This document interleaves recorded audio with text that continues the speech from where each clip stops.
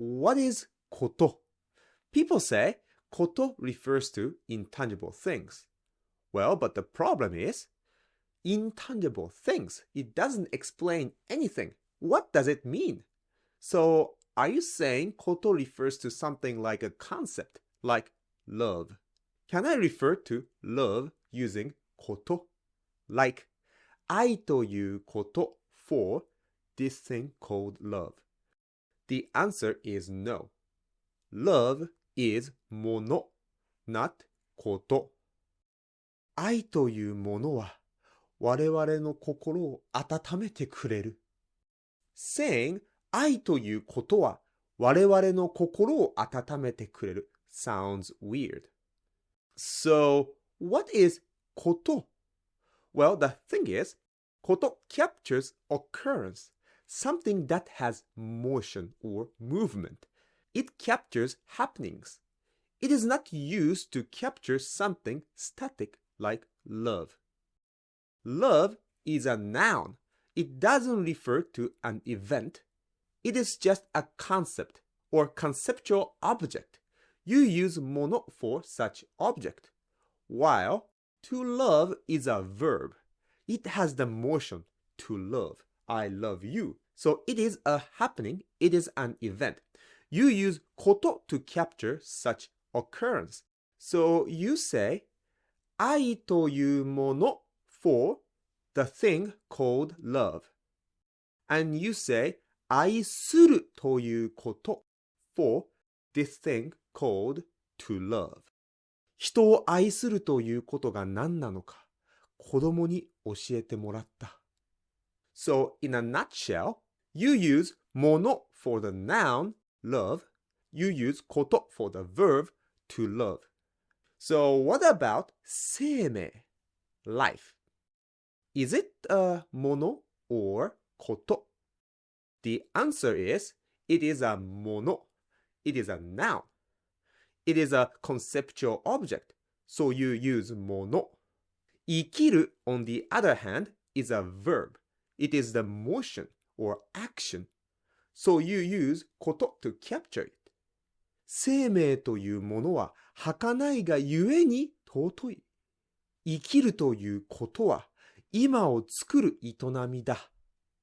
So that's the basic difference between こと and もの in a nutshell. And today's focus is on こと. So let's take a look at it more closely. What こと does is to conceptualize the happenings. For example, 死ぬこと conceptualize the phenomenon of dying. This conceptualization is the key to understand what こと is. There's another nominalizer, の, which is also very commonly used to capture events or actions. So what's the difference between こと and の? For example, 私は死ぬことが怖い and 私は死ぬのが怖い. Both are grammatical, but each carries slightly different nuance. As I said, こと conceptualizes the phenomenon, so it captures it as a general concept. It doesn't refer to death of a specific person or death of myself. 死ぬこと refers to death in general, while の doesn't conceptualize it. It directly points to the action itself without converting it into a concept. So in this example of 私は死ぬのが怖い, it sounds more immediate and personal than こと. It sounds like you're saying you're afraid of your own death, but not death in general. The difference between the two sentences is like the difference between I'm afraid of death and I'm afraid of dying. I'm afraid of dying feels more immediate and personal, right? So basically, こと conceptualizes the phenomenon and not directly points to the phenomenon itself without the conversion. Let me give you more examples. You saw a child crying. How to describe that in Japanese? You would say, 私は子供が泣いているのを見た。Okay? 子供が泣いているのを見た。Here, you use no because what you saw was not the concept of a child crying. You saw what exactly the child was doing. You saw the scene of a child crying. So in this situation, you use no to refer to the action you saw. When you capture something that is perceptually observable, like a scene, you use no. 両親が喧嘩しているのが聞こえた。彼氏が知らない女と手をつないで歩いているのを見た。I'm touching my cheeks now. You're seeing it. You say, 私は要先生がほっぺたを触るのを見た。You use 触るの because you saw directly what I was doing. I was touching my cheeks and you saw exactly what I was doing. What you saw wasn't a concept. You didn't see the concept of me touching my cheeks. You saw the scene. You saw my action directly. So you use no here. But if you want to say that I got the information that Kaname sensei touched his cheeks, well then it's a different story. You can say it like this. 私は要先生がほっぺたを触ったことを知った。I learned that Kaname sensei touched his cheeks. In this example, you use koto, not no, because what you are referring to is the event packaged into information. Someone told you that Kaname sensei touched his cheeks. This event was packaged into information. Kaname sensei がほっぺたを触ったこと is a knowledge. It's not the raw action itself. If you enjoyed this video, you can find more study materials at kaname.me. We offer both free and paid courses. Check it out. And koto is a very convenient tool when it comes to carrying information. So when you talk about news, telling someone something, koto is very often used to package information. Let's compare these two sentences. 火山が噴火したことを聞いた and 火山が噴火したのを聞いた Okay, 火山が噴火したことを聞いた Here, こと refers to the package of information. What you heard is the news of volcano erupting. I heard the news that the volcano erupted. But when you say 火山が噴火したのを聞いた then the meaning is different because no directly points to the event itself. It's not the packaged information.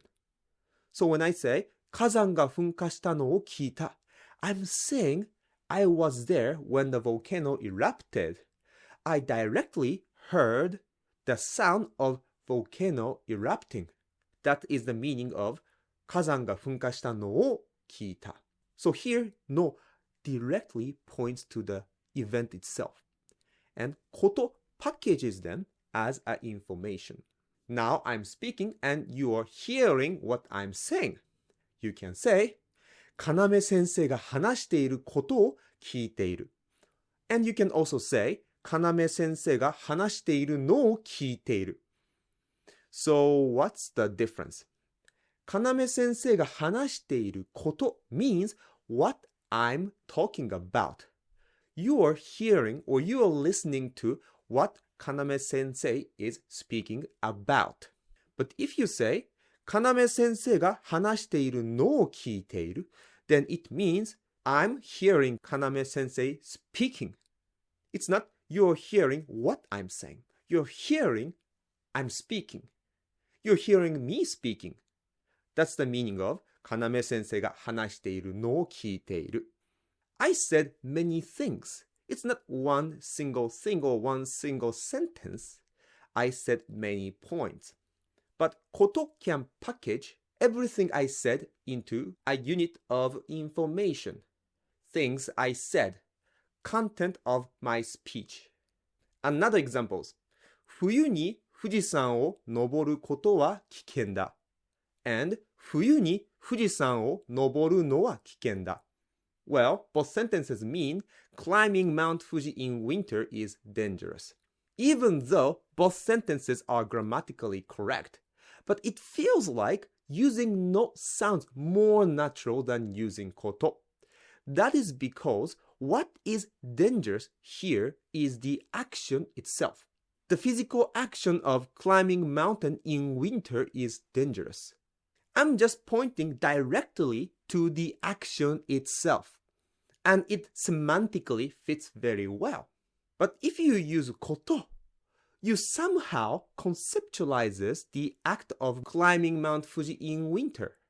Even though it's not really wrong, but it has this slight vibe of, yeah, it's kind of feel more natural to use no here. Because conceptualization here feels redundant. Why do you have to do that? No works just fine here. You don't need to conceptualize it. You can just point to the raw action of climbing Mount Fuji in winter. So here is a quiz. When you want to say, I quit smoking, should you use koto or no? So, 私はタバコを吸うことをやめた or 私はタバコを吸うのをやめた. Which do you think sounds more natural? Well, the answer is the sentence that uses no. 私はタバコを吸うのをやめた. The reason is, what you stopped doing is the action of smoking itself. I stopped smoking. It's not I stopped my concept of smoking. I stopped the action of smoking itself. So in this situation, no suits better. And one thing you should remember is that when you talk about graspable action, something you can regulate or something you can control, you would most likely use no. Like, 酒を飲むのをやめた。家具を運ぶのを手伝った。What I'm doing is directly intervening the action. I stopped drinking. I helped others moving some furniture. ママ、このライオンの毛すごくふさふさだね。触ってもいい？触るのはダメ。でも見るのはいいよ。触るのはダメ。Touching is no. But watching is fine. The mother is talking about the graspable action that the child can control, rather than mentioning touching as an abstract concept. So here we use no here. 触るのはダメ。でも見るのはいいよ。Here saying 触ることはダメ。見ることはいいよ sounds very weird. In these examples, no points to actions or event. But what no exactly points to heavily depends on the context. If I say, 女の子が泣いているのを見た. I saw her crying. What I saw is the scene of her crying. How did I know what I saw is the scene? Because it was obvious from the context. 泣いているのは誰ですか? Which means, who is crying? Here, no works similar to one. Who is the one crying? Because there is this predicate, 誰ですか? So what I'm referring to is very obvious from the context. 彼女が泣いているのは友達が遠くに行ってしまったからです。She's crying because her friend went to somewhere far. Here, no points to the reason. The reason she's crying is because her friend went somewhere far. No can point to many things, including action, event, or an object, both tangible or intangible. But it always points to something specific. It doesn't do packaging like koto does. No is a very convenient tool to nominalize, which is crucial in Japanese grammar. In English, you can say, I saw her crying. Just fine. But in Japanese, saying 彼女が泣いているを見た is ungrammatical. You need to nominalize the clause 彼女が泣いている. And in order to nominalize it, you need to attach a noun to it. But one problem is, nouns have their own meanings and nuances. You cannot help adding extra meaning to it. 彼女が泣いていること. The problem is, if I attach koto here, I conceptualize the event into a concept, which is unnecessary in this case. I want to say I saw her crying. How can I nominalize it? Okay, maybe I can use this noun. 私は彼女が泣いている情景を見た. I saw the scene of her crying. But this word 情景 had some kind of nuances I don't want. Kind of weird. What about scene? 私は彼女が泣いているシーンを見た. Yeah, feels redundant. Something is redundant. 私は彼女が泣いている状態を見た. Did I see a state? No. No matter what I try to attach, I cannot help adding an extra meaning or nuance which I don't want. That's when no comes in handy. No points to the action itself without adding extra meaning to it. 彼女が泣いているのを見た no here points to exactly the action itself that I saw. In this case, it's same as the English, I saw her crying. So no stands in for the specific thing you're referring to. In a way, it is similar to one.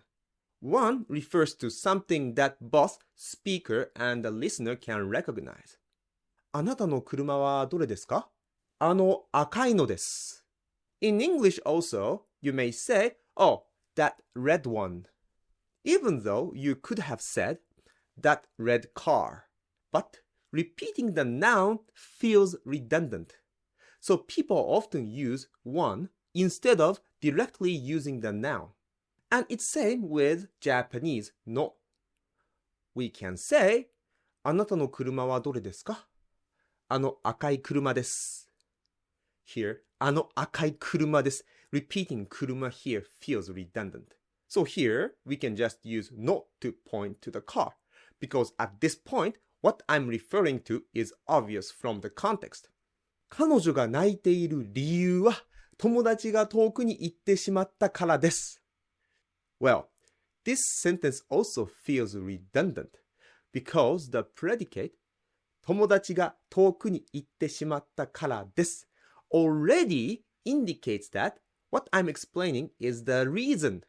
So here mentioning 理由 feels redundant. But grammatically, you need to nominalize the clause 彼女が泣いている. So here you just use no to nominalize it. 彼女が泣いているのは友達が遠くに行ってしまったからです. Even though no is very convenient, but it doesn't mean you can use it to refer to anything. Just as I mentioned, it doesn't conceptualize. It doesn't package information. There are things that no cannot do. And one important function of no is that it points to a specific thing. It doesn't point to a package of things. Both no and koto can point to an event. But what no points to is a specific event, while koto points to an entire event or entire affair of things. リンゴが落ちた. It is a specific event. So you say, リンゴが落ちるのを見た. 夫が浮気をした is an affair of things. In this case, koto is suitable to grasp the entire affair. 夫が浮気したことを知った. 私ね、昨日、夫が浮気したことを知ったんだよね。どうやって？昨日ね、夫の携帯見たんだけど、その中にマリさんっていう女性との会話があったんだけど、その会話内容もさ、なんて言うんだろう、恋人同士みたいな感じ？あと、先月の木曜日、仕事帰りに二人で会ってたみたいなんだよね。その時さ、夫は私に仕事の集まりがあるから今日は遅くなるって言ってたんだけど、あれ嘘だったみたいなんだ。じゃあちょっとやばいね。でしょ？で、私、夫がしたことを絶対に許せないし、じゃあもう離婚するしかないじゃん。Here, 夫がしたこと。こと refers to the entire affair of things he did. You can use こと for things or matters related to something. For example, 私は数学のことは全然わからない。means I don't know things about math. Here, 数学のこと refers to things related to math. 彼は爬虫類のことに詳しい。He is familiar with things related to reptiles. 爬虫類のこと thinks about things related to reptiles. 昨日のことはもう忘れて。昨日のこと things related to yesterday or things that happened yesterday. 俺、大学受験のことはまだ考えないようにしてる。今は勉強以外にもやりたいことたくさんあるからさ。こと can be tasks or things you need to do. やらなきゃいけないこと refers to things you have to do. ねえ、今日暇？どこか遊びに行かない？ごめん。今日はやることがあるんだよ。やることって何？まあ、いろいろね。やらなきゃいけないことがあるんだよ。だからやらなきゃいけないことって何？別にいいだろ、なんでも。何お前、俺に言えないことでもあるの？それとも、遊びに行きたくないからなんか口実作ってるの？いや、違うよ。いや、実はね、今日、俺、デートなんだよね。え？誰と？富江。マジで？なんでお前そういうこと今まで黙ってたんだよ。でもお前、富江はやめた方がいいと思うよ。あいつ確かに可愛いけど、ちょっとなんか不気味だし。ほらな、お前だからそういうこと言うだろ。だからお前に言いたくなかったんだよ。まあ、彼女のことはお前に関係ないだろ。だからほっといてくれよ。彼女のことはな、俺が守るからな。彼女のことは俺が守る。What is this こと here? 彼女のこと means things about her, which involves her well-beings, her safety, her life, her conditions. When talking about someone's well-being and safety, this koto is often used. And this koto is often paired with expressions like 守る、世話する、頼む。よろしくお願いします。Say your neighbor is taking care of your 3-year-old son for a day. You entrust your son to them. You say, 息子のことをよろしくお願いします。What this koto indicates is things about him. What you want them to do is not just one single task, but a series of things. You want them to keep an eye on the child because you want the child to be safe. You want them to feed him, play with him, maybe taking him to a park. So you're entrusting the entire affair about your son to your neighbor. Koto packages the entire affair. So here, this person said, 息子のことをよろしくお願いします。I'm entrusting you, my dog, ポチ。ポチのことを頼みます。Here I use the こと because I want to entrust the entire affair to you, including I want you to feed the dog, take it for a walk, play, and ensure its safety. But when you just want someone to keep an eye on a luggage, you don't use こと here.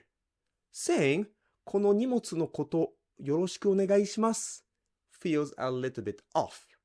Because all you want this person to do is just keep an eye on the luggage. You don't need them to feed the luggage, play with it, take it to a walk, or sending it to a school. この村も年寄りばかりで若い者がほとんどおらん。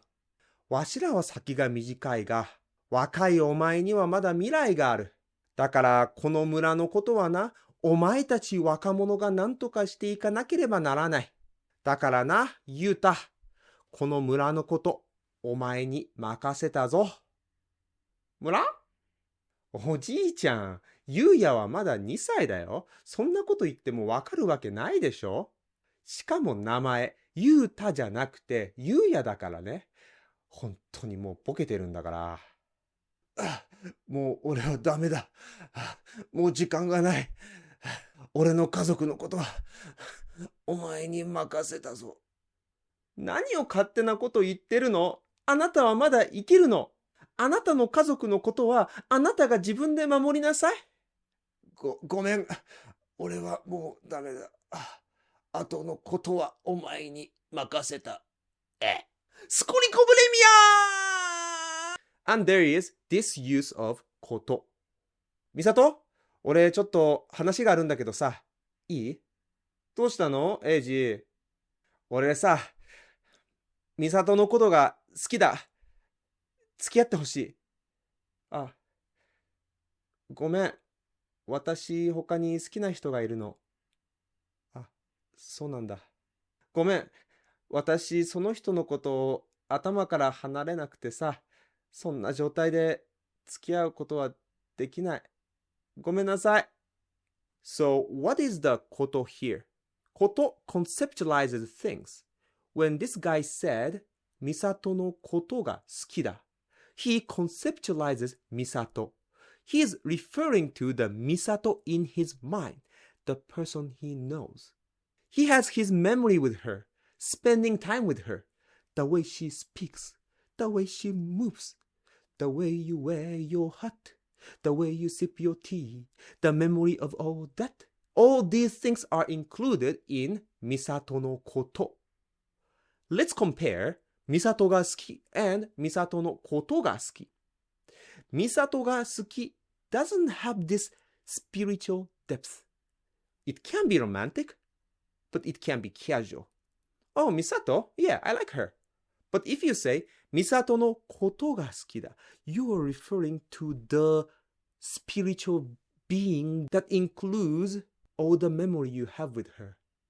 Oh, the way she smiles, the way she laughs. I like her.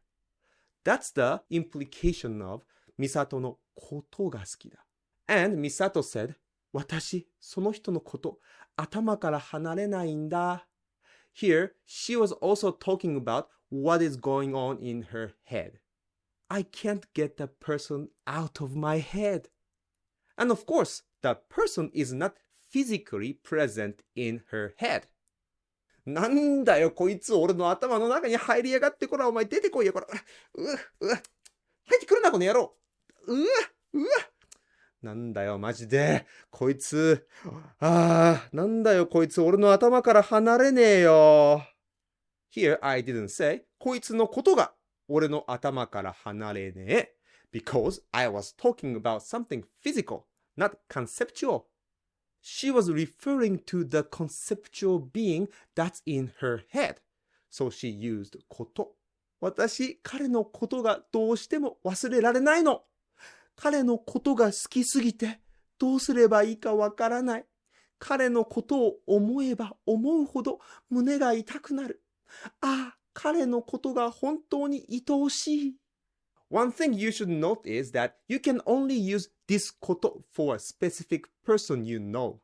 You cannot use it some people in general, like 私は年上の男性のことが好きです is weird because you are referring to older men in general, not a specific person you know of. So that's what こと is. There are other use of こと that appear in certain grammar patterns, but I recommend learning those patterns as fixed phrases. For example, something ことがある can express your experience, like 日本に行ったことがある for I've been to Japan. It's easier just to remember these phrases as they are. I know some people like to break everything down. Okay, now I understand what こと means. So let's analyze it. 日本に行ったことがある. So, this こと conceptualizes I went to Japan. So it conceptualizes the experience I went to Japan, and ある means to have. So I have this conceptualized experience of going to Japan? Huh? Wait. I'm more confused now. You don't need to understand every mechanism to acquire language. In many cases, it will be easier just to remember the phrase without understanding why it means what it means. So what does the English to make means? make は作るという意味。なるほど。make は作るという意味か。わかった。なんだこれは。I cannot make out what he means. I cannot make out what he means. make out? 作り出す？彼が意図したことを作り出すことはできない？どういう意味なんだろう？あれ？なんだこれ？ They were making out in the car. They were making out in the car. 彼らは車の中で作り出していた？意味わかんないんだけど。In many cases, it is just easier to learn these structures themselves without dissecting them into pieces. Something することはない means one would never do something or there's no need to do something. Just remember it as a fixed phrase. You don't need to understand why this combination means what it means. Even native speakers don't know what's going on in their language. Children learn their native language naturally without studying why it works the way it does. Why the English should have means what they mean. For many native speakers, it doesn't matter because they can still use it. In fact, some people even write it as should of because it sounds the same in speech. They're not thinking about the grammar, they're just following what they hear. The internal mechanism doesn't really matter to them. 先生が言ったことをどう思う？まあその通りだと思うよ。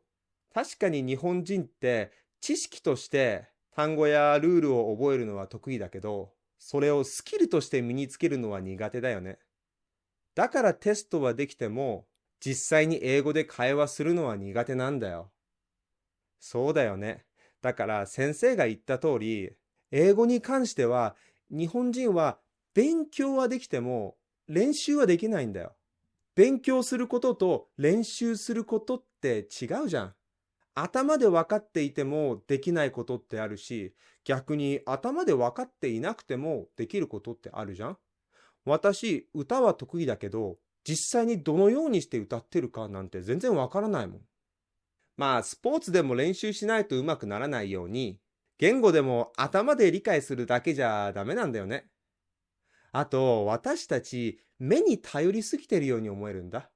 音を聞けば簡単なのに、目で見て解読しようとするから、なんか素直に覚えられないっていうか、例えばね、これ最近覚えた単語なんだけど、これ読んでみて。chore? これ、聖歌隊って意味なんだ。chore が聖歌隊って意味なんだ。違うよ。これ、choir って言うんだよ。choir? choir じゃなくて、choir。そうそう。今さ、先にスペルを見たから、なんかちょっとスペルに流される感じしない？あるある。なんかスペルを見て読もうとすると、chore になっちゃう。でしょ？じゃあ今度別の単語言うね。kernel っていうのは大佐って意味なんだけど、覚えて。kernel。そう、上手。じゃあ今度さ、このスペル読んでみてみて。コロネル。でしょ？だから目で見るとこうなっちゃうの。もしね、音から先に入ることができれば、素直に単語とかを音のままで覚えることができるんだけど、みんな今読んじゃうじゃん？だから日本人の英語ってなんか変なんだと思う。だってみんな音から入らないで、スペルから入るから。なるほど。まあそうかもね。